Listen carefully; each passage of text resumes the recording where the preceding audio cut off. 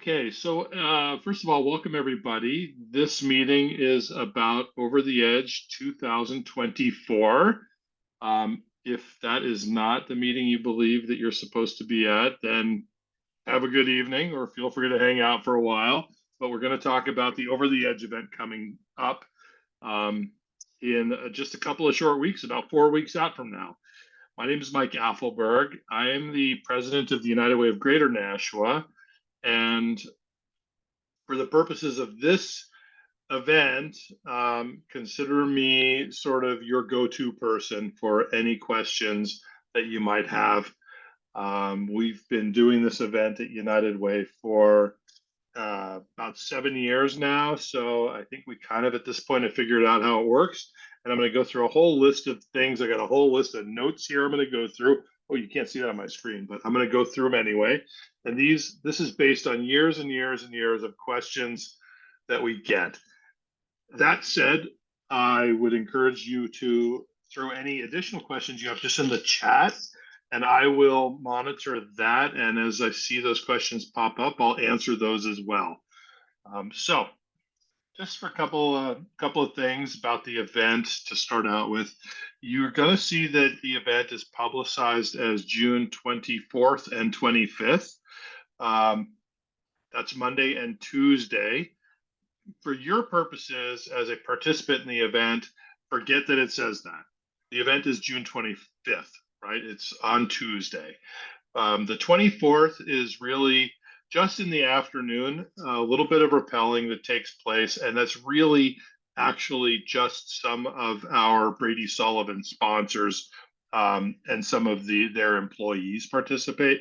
Everybody else, all of us are participating on Tuesday, the 25th of June.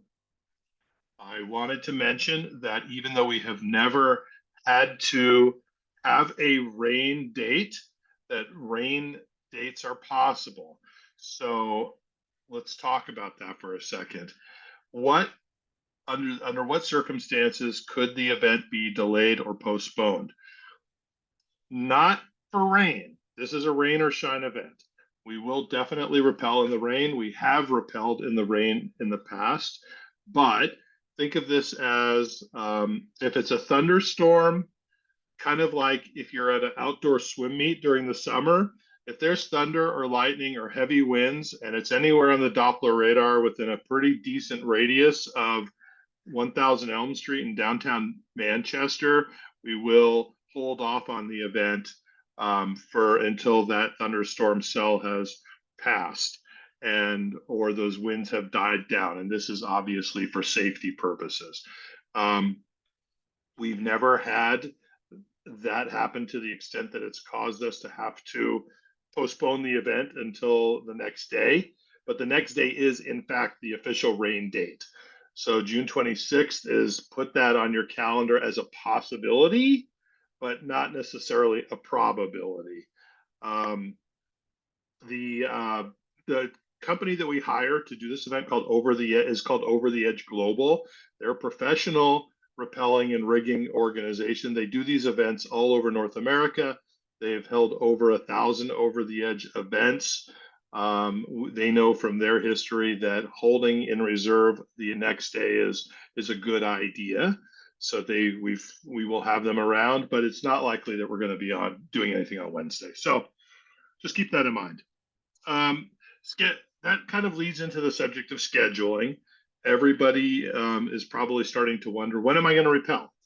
And the answer to that question is, as of right now, I don't know. And we will know within a couple of weeks.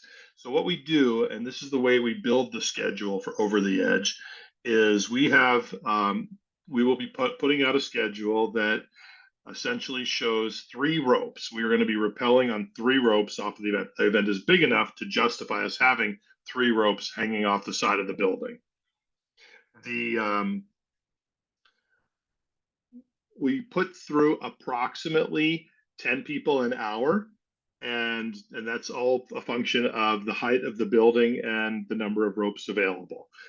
So the schedule that you're going to start seeing will have you in a group, and your group will have a check-in time It's very important that you are there at the building at our check-in registration table inside of the Brady Sullivan Plaza at that time. It's very difficult for us to get somebody back into the event if they have missed their rappel time. The event is scheduled very full.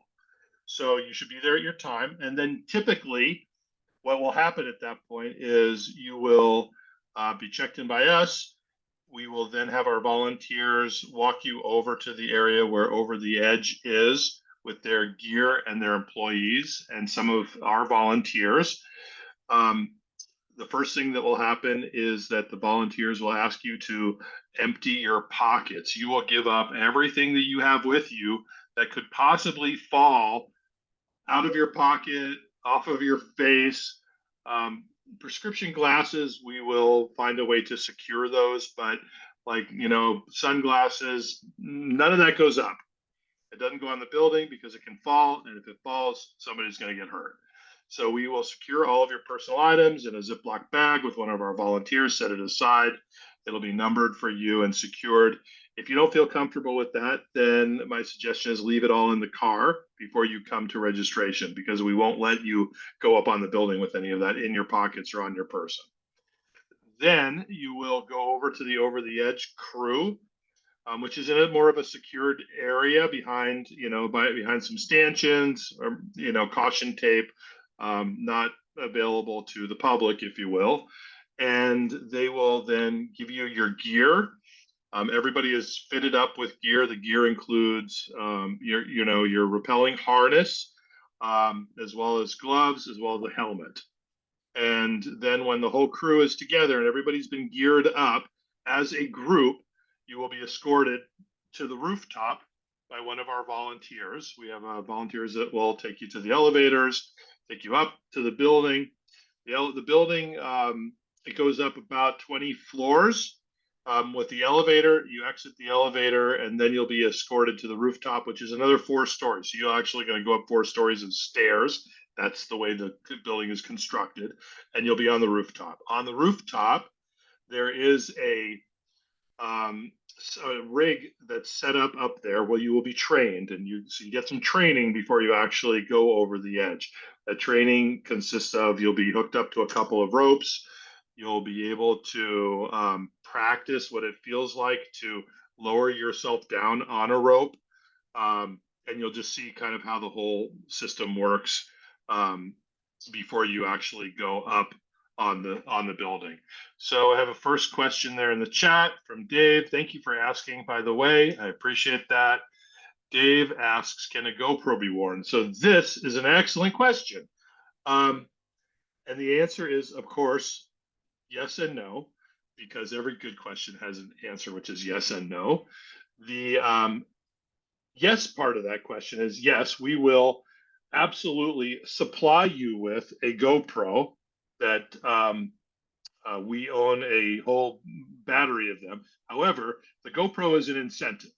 In order to have a GoPro mounted on your helmet and to get a video of your participation, you need to raise at least $1,500.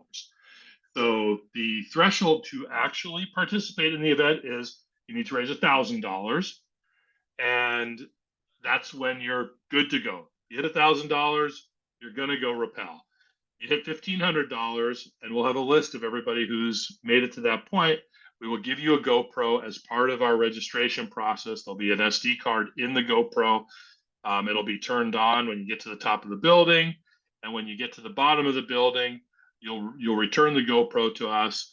Within a couple of days, we turn those around and put them up on YouTube for you to grab. So that answer is yes and no. It will be our GoPro mounted on one of the helmets. We have about 3/4 of the helmets have a special mount specifically for a GoPro, and that's the way that process works. Hope that answers your question, Dave. And lots of people like that, and there's a lot of incredibly good footage. If you're ever interested in seeing what some of this might look like, you can go to our YouTube channel, the United Way of Greater Nashua YouTube channel. That's YouTube.com/United Way GN for Greater Nashua. And you'll see several video folders there for the numerous years that we've had Over the Edge, and you can see people's Over the Edge videos. It's pretty great. If you're afraid of heights and a little bit nervous, don't watch those videos because you won't be doing yourself a favor. But if you want to see what it looks like, it's pretty great. Okay. Um, Sam asks, are there any additional incentives beyond the GoPro? Not for fundraising specifically. We've tried that in the past and haven't found that it's really been beneficial. So we've really kind of simplified this down. So since we're talking about fundraising thresholds, let me just start at the basic threshold because I was already talking about scheduling. When the first schedule comes out, it'll be at least half empty, and you'll be looking for your name and you'll be thinking, well, gee, I thought I was, going to be in this event. You won't see yourself anywhere if you have not raised at least $300. I don't even put your name on the schedule until you hit $300. When you hit $300, and I monitor this pretty much daily at that point, then we're going to put you on the schedule, and we're going to schedule you as close as possible to the team that you're a part of. So I'll pick on my friend Krista. Krista's with Greater Nashua Habitat for Humanity. They have a team going for the, I think, third year Over the Edge. I'm going to try to put them all together. We do that in order to foster teamwork, in order to make it more of an exciting event for you as an organization. So that's the way we try to group people together. However, I'm also going to be asking you by way of email in the next couple of weeks, do you have any specific scheduling requirements? Now, I would encourage you not to answer that question in the affirmative unless you really have scheduling requirements that cannot be gotten around. So if you have a flight that takes off at 3 in the afternoon, we probably should know that, and we'll try to schedule you first thing in the morning. That still doesn't guarantee you're going to go then because of the weather, but it'll make your odds better. If you have, we've had EMS folks, for example, participate that they need to be either on shift or they don't get off duty till a specific time.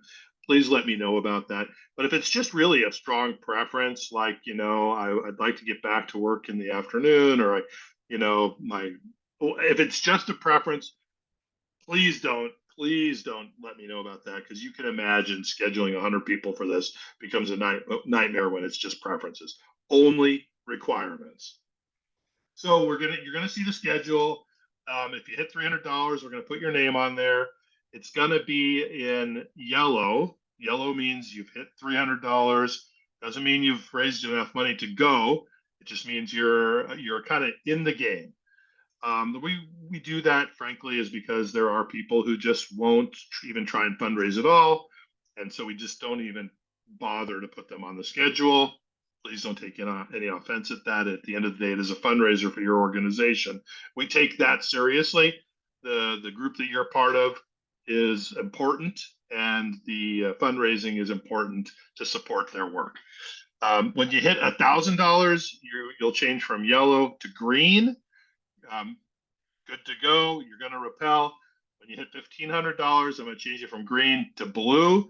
That tells us internally as a team, when this person shows up at the door, when it's Krista, give her GoPro. She's raised enough money for that. And that's kind of how we manage the schedule. We will be sending the schedule out by email, but we'll also be putting it on our Facebook page. We have a Facebook page specifically for this event. It's facebook.com/UnitedWayGN, just like our YouTube, United Way GN, Greater Nashua. And then if you go under the events page, you'll see Over the Edge, and there'll start to be some conversation there, including I'll be updating the schedule there. Okay, so yes, Danielle, I will go over appropriate attire. What the heck? I've talked about scheduling already. Why don't we talk about attire next? I'll just check scheduling off the list. And if there are more questions about that, just let me know. So attire, what to wear, what not to wear. Dress appropriate for the weather. It can be hot. It's the middle, it's the end of June. I can tell you the top of that building is solid black. And it's the lip, there's about a 3-foot lip all the way around the building. And if there's no breeze, which happens sometimes, it is, pardon the expression, hot as Hades up there. And so dress appropriately. If it's going to be super hot, a short sleeve t-shirt is great. Um, I personally would not recommend shorts. I would recommend long pants, ideally jeans. So jeans and a t-shirt would be great. Um, you know, you're not going to be slammed up against the building. It's nothing like that. But having jeans to protect yourself is probably a good best practice. Not a requirement, but a best practice. Definitely, you need to wear closed-toed shoes. I highly recommend tennis shoes. So tennis shoes, jeans, t-shirt, you should be good to go. However, there is also the option. Many people like to wear a costume. I've done this myself. I've participated 3 times. Wearing a costume is fun. It can be something which gets people excited and enthusiastic. We've had people that have repelled as Spider-Man. We've had people that have repelled, in a variety of different costumes. If you're going to do so, wearing a cape, that's fine. There's always like a superheroes theme that goes along with some of this stuff. Feel free to do that. It would be great if you can let me know in advance so that we can notify the Over the Edge team that there's going to be somebody in a costume. Guy says, is it Guy or Guy? I'm not sure which, but it says, I have Tim Marat repelling for me due to my rotator cuff surgery. Is there anything specific needs to do at registration? I will not be there. So is not a problem. You're fundraising on his behalf.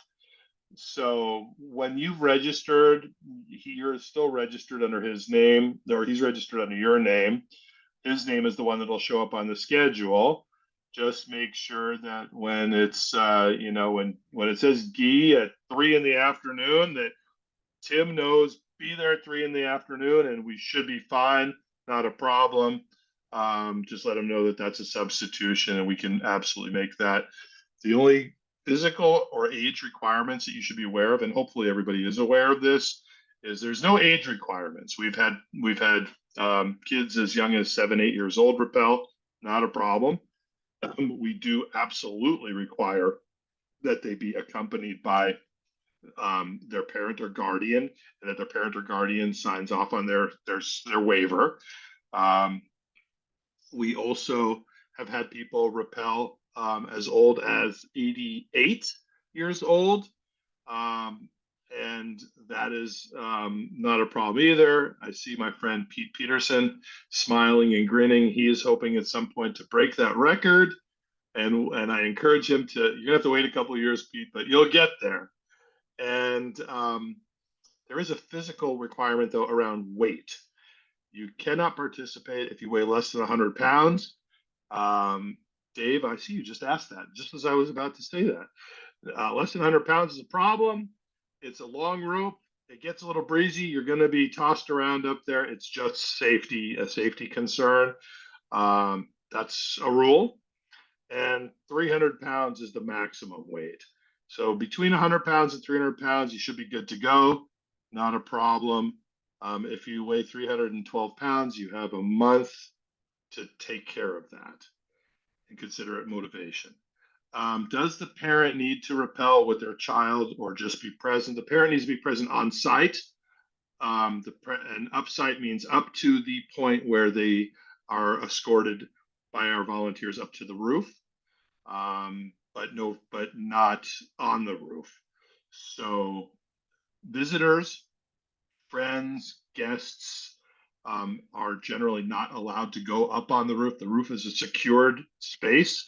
The only people on the roof are our volunteers, Over the Edge staff, and repellers. That's it. There are the only exceptions that we have ever made for that was last year. Actually, we had a participant with one of the agencies that's returning, Granite State Independent Living, and the person repelling was a quadriplegic individual and needed a physical assistance to be accompanied up to the roof, carried up to the stairs, and was able to repel. In that case, she was actually lowered. She wasn't able to control her own descent, but you're on two ropes, and one of them is able to be lowered instead of rappelling. So there you go. That's it about attire and parental consent. Day of the event, we've talked about showing up with your group time. Allow yourself about 2 hours. If you have people coming, you give them that window. If you have an 8 o'clock check-in, you can probably tell them, somewhere around 9 o'clock is a good time if you want to see me to be on the, at the plaza by then. That should be fine. Speaking of the plaza, several of you are not repellers, but you are agency representatives. We have the plaza in front of 1000 Elm Street on Elm Street for the entire day. Brady Sullivan allows us to use the plaza for the purposes of the event in its entirety. What does that mean for agencies? That means that you are not only welcome to, but encouraged to bring a table, bring some chairs, bring yourself a little pop-up. We don't supply any of that, but if you want a presence on the plaza, bring a table, chair, pop-ups, flyers. This is downtown Manchester. It's a very popular event. There will be people milling around. This is an opportunity for you to talk about yourself, shine a little bit with the public, and talk about the work you do with the public. It's just a great opportunity to do that. You're absolutely welcome to do that, but you have to bring your own stuff. And when you arrive, we'll kind of find a place for you to settle in, for the day. Bring promotional giveaways. That's always fun. Some tchotchkes, people love that. Mark says, wheelchair user from stairs to rooftop. I've been told that a carry process is needed. That is absolutely true, Mark. That is what we did last year. We had several volunteers who were prepared to do that. I believe last year it was 4 volunteers who actually helped out with that process. If you have people who you would like to do that, in addition to our volunteers, absolutely, we can do that, and they can accompany that person to the rooftop. If mobility is needed at the rooftop, that's fine as well. So with regards to the wheelchair, though, unlike there are several over the edge events where you can actually rappel a wheelchair down the building. This is not one of those. Because the building is really windows, a sheer face of windows, we don't allow a wheelchair to go down. So the person would be strapped into their harness. And if they have ability to control if you have full mobility in the hands, you can control your descent, then you would lower yourself and do your own rappel. If you don't have that ability, then you would be lowered. And Dave says that he can help, and thank you, Dave. This is what I love about Over the Edge. It's absolutely a community event, and everybody pitches in. So, Mark, please, anybody who has any of these special requirements, though, anything like this, please let me know beforehand. The next couple of days, weeks, shoot me an email, and I will make sure that the Over the Edge team knows as well. So we talked about the plaza and agencies being able to participate, be there the whole day. That's great. That brings me to the subject of biographies and profiles. I will be asking each of you to send me, if you're participating as an edger, which we're gonna start calling you edgers, okay? An edger is a person who's a rappelling participant. If you're gonna be an edger, I'm gonna ask you to supply me with a short bio. Who are you? Why are you doing this? Why does this cause that you're supporting mean something to you? We have an announcer who will be there the entire day at the bottom of the event, at the landing zone, who will be talking a little bit about what's going on, who's coming down, who's on the red rope, who's on the green rope, who's on the blue rope. What's a little bit about them? What agency are they supporting? If you're from one of the agencies, I would ask you also to do the same thing. Send me a little bit about your mission, your cause, and if there's something specific that your team is raising money for, I'll pick again on Krista. Krista's in the process of building a new house in a new Habitat house in Nashua. And if that's the thing they're raising money for, well, then I would want Krista to say, this is what we do. we're working to end homelessness, and we're supporting this one specific house this year with our funds that we're raising, whatever the case may be. That gives our announcer some food to chew on and to put out to the collective audience there. We'll have a couple hundred people there typically throughout the day listening at any given moment in time, frankly. Okay. Talked a little bit about the training. The training is just they'll gear you up. They'll show you a little bit of how to rappel. They'll talk with you about safety. I did not mention this. One additional piece of gear is you'll also have a radio on your harness. The radio allows you to communicate with the people on the top of the roof. When you're rappelling, there's not a lot that typically goes wrong, right? But one of the things that goes wrong for most everybody, certainly has for me, is if you go too fast. If you start to go too fast, you're controlling your velocity, if you will, with your right hand and a braking mechanism. Actually, it's your left hand is controlling the braking mechanism. Your right hand is feeding the rope into the mechanism. If you pull back too hard, you're going to go a little bit faster. And if you go too fast, which isn't real fast, but if you go too fast, the rope on your left is your safety rope, and you'll have a mechanism there that will lock up. And it locks up just the same way as your seatbelt does in your car. If you come to a stop and you go too fast, it's going to stop you, right? You can't go any further. The braking mechanism, once it's locked up, needs to be released. You'll have a procedure that's taught for you is how to release the braking mechanism and then to go back into lowering yourself back down. You know what? That happens to almost everybody. And yet it's nothing to freak out about, although it is a little scary and horrifying the first time it happens because, you're like, what do I do now? Well, what you do now is you listen to the people on the radio at the top of the building who will walk you through it and assure you that you are just fine. Okay? So that's an additional piece. Safety is paramount. I talked about weather. That's all about safety. I every year have somebody who is an experienced rappeller who says, I want to bring my own gear. And I say, that's lovely. And the answer is no, you cannot do that. We only use over the edge gear. It's certified, it's inspected. We can guarantee it in a way that we could not guarantee your own gear. So just do yourself a favor. Please don't ask me that question because you already know the answer. We also occasionally have somebody who says, I'd like to do an Australian style rappel. What is that? That's where you rappel face first, as if it isn't scary enough to go with your back to the world. There are people who will go face first down a building. You see that on like Mission Impossible. You know what? You're not going to see it at our event. And it's just the answer is no. We rappel one way only and with one set of gear only. And that is all about safety. Over the Edge has never had a serious, significant safety incident. It's not going to happen at this one either. Talked about costumes. We talked about specific needs that might exist. Drones and photography. Everybody, I always get the question from the amateur photographers in the crowd. Can I bring my drone? Can somebody fly a drone? Wouldn't that be great if I had a video of me rappelling with a drone? And the answer to that is, I bet you know the answer to that. So the answer is no. And that's because of safety. And that's also because of the FAA, which happens to be just, we got a little bit of an airport right around the corner there. So no drones. Photography, yeah. If you have friends who are photographers and they bring a camera with a long lens, that's a great thing. You can get some really great pictures from this.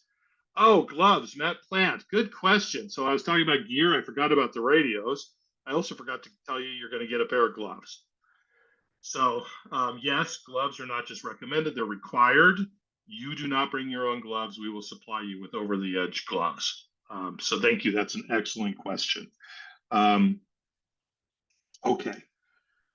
A little bit about fundraising. We talked about the thresholds, but there are always questions about how to fundraise and what happens if. So most of the fundraising is done online. Each of you should have a page that was set up. That's an electronic portal for you to get donations off of. And most of the money they raise comes in via that portal. Some people will always get checks or cash donated. If somebody wants to write a check to support you, that's fine. The preferred method for dealing with that is to have them make that check out to the United Way of Greater Nashua and to put your name and Over the Edge in the memo line. So United Way of Greater Nashua, Dave Quelly in the memo line, and send it to me at United Way.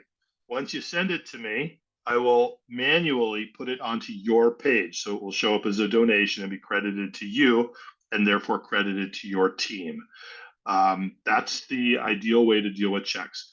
If somebody writes you a check and you happen to, we've had this before, people will then say, maybe they'll deposit it into their own account.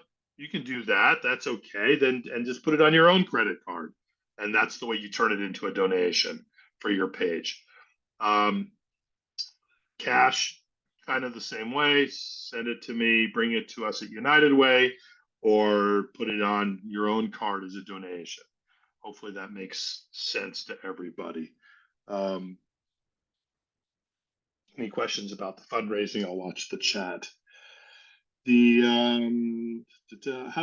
So your page itself, lots of times, people forget, well, how do I even find my page?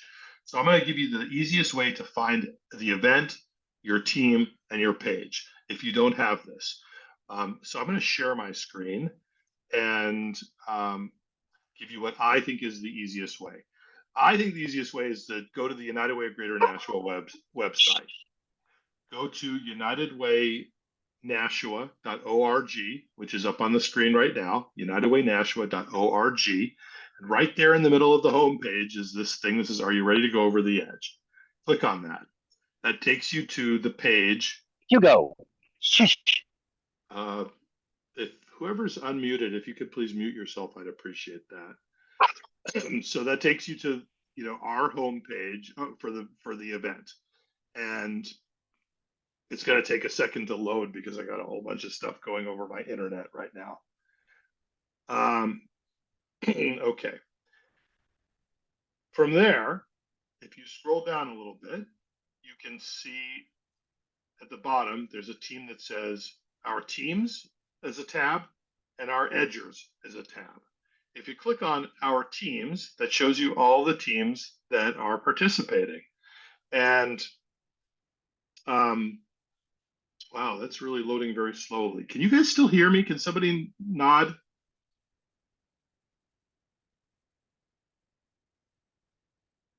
Well, I hope I haven't totally frozen up. I can hear you okay. Your Okay. video is frozen, but I can still hear you. Can you see my your video is okay. Can you see my screen where it shows the website? Yes. Okay. It is loading very slowly, but it's there. It is loading slowly for me too. So what I would just say is if you go to unitedwaynashua.org, click on that Over the Edge tab or button in the middle of the page. Then you go down to the bottom, you'll see a tab that says Teams. If you clicked on your team, you would find all of the edgers for that team. Or if you just click on Our Edgers, you can find yourself in the list. Once you find yourself, click on your picture of yourself. Like, I'll just find, here's Chuck Thibodeau. You say view Chuck's page. And what that does is that brings up Chuck's page, shows how much money he's raised, shows how many donors he has. There's a little bit of information that Chuck has put in about himself, the organization that he's raising money for. And up here, the URL in the page is actually your personal URL. That's Chuck's URL. You can see how it says fundraise.givesmart.com/VF, blah, blah, blah, Chuck Thibodeau. That is the link that you share. You share that on Facebook, you share that on LinkedIn, you share that by email, however you want to. And when anybody goes to that particular page and goes to make a donation, that's going to go to Chuck. Does that make sense to everybody? Easy to find. And once you've found it, just save it. And if you lose it, just contact me and I'll help you to find it. Okay, so I'm going to stop sharing again. Just a couple more things that we're going to cover here. And we should be done except for any questions. Oh, if you need to update your page, sometimes people are like, well, I forgot how to log into my page, but I'd like to update my picture, or I'd like to update the text about me, or I'd like to update my goal. You know what? Don't worry about figuring all that out. Just shoot me an email and I'll do it for you. And I promise you, I can do it a lot faster than you, and I'm glad to do it. Absolutely glad. It should not be the thing that holds you up. So shoot me an email at United Way, samapfelberg@unitedwaynashua.org. I will be including that email in the next email I send to everybody who's already here to learn to refresh you about this entire session.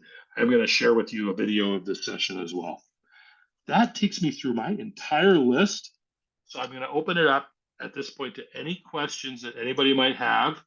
Mark says, is it deductible at year end 501c3? So yes, all deductions, all donations made to this event are tax deductible to the fullest extent of the IRS regulations. So that's, like any other donation to a 501c3, these are absolutely tax deductible. And yeah, that's not even a question, 100%. And everybody who makes a donation online gets an automatic instant email receipt from United Way off of the page that you can share with your tax accountants. Good question, Mark. Thank you. Any other questions that folks had at this point?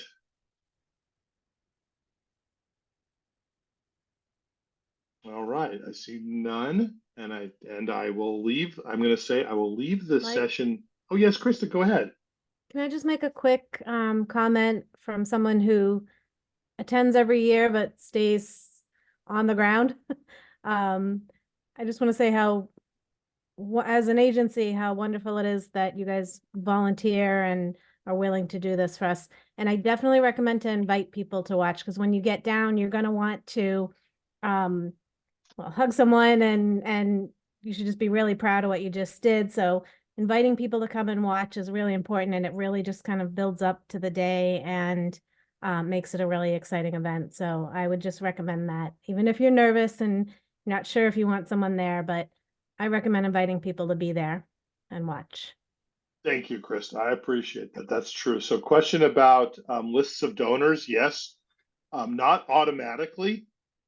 However, I happen to be the admin on the website for the page, and what I can do is always by request very easily share with you the contact information from the donors. Online donations almost always, unless they're made anonymously, will have a name, an email, and a phone number, and of course the name of the donor. And we're glad to share that out with you. And frankly, we encourage you to thank your donors, for supporting you and for supporting your agency and the mission that you're participating in. So yes, the answer is certainly, but not automatically. So at the end of the event, if you're interested in that, let me know and I'll share that with you for your agency. By the way, I can also do it for any of you who's an edger. If you want to know who your donors are and their contact information, we do have edgers who've participated a couple of years, and they found that it's a best practice to say, I participated, in 2022. Can you send me a list of my donors?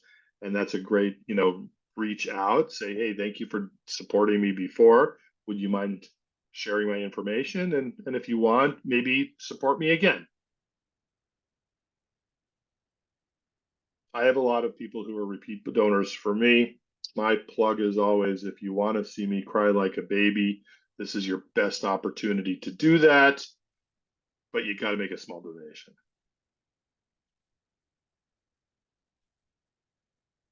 Other questions, either in the chat or just verbally?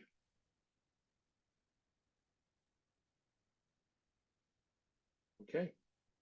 Mark Race. Yes, Mark. The credit card charge, is Yeah. that an add-on, or It's can set it up be- as an additional. This is just, our best practice that we use at United Way is We set up the option to cover the credit card processing if the donor chooses. We would never force it. We would never force a donor to do that. It is set up as an opt-out. So when somebody goes to pay, it's set up for 3.5%.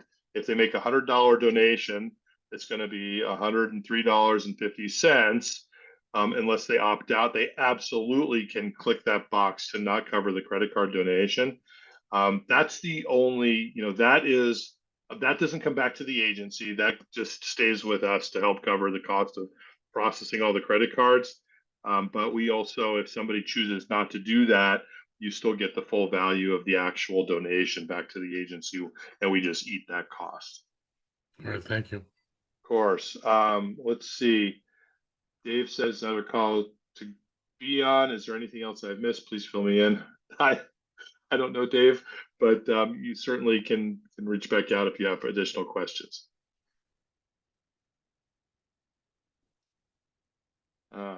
Is there an easy way for edgers to find shareable, editable graphics for fundraising? Yeah, that's a great question. All the graphics that have ever really been, put together by individuals have been done on their own.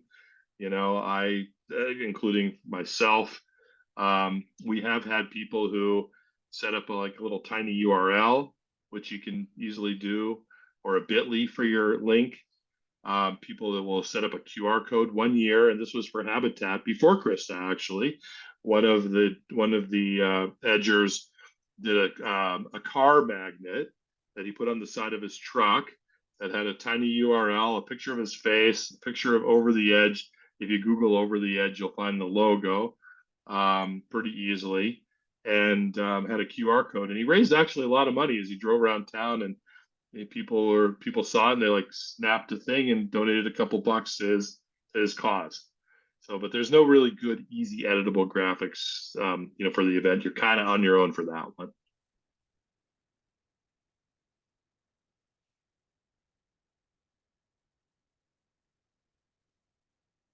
No major limits for branding or anything. Not really. I would say, use whatever branding guidelines your own organization has. I mean, I know at United Way, I have branding guidelines that I need to follow for my organization. The logo for Over the Edge is trademarked for their organization. The United Way logo is trademarked for our organization. I would assume that everybody also has that for their own organizations. So just be cautious of that. But Over the Edge and United Way, we don't have any usage requirements. Use your judgment on that. I would say be creative. That's fine. I think the most important thing is do whatever you feel like makes the most sense for you to raise some money for the thing you're doing. Obviously, follow your own organization's guidelines.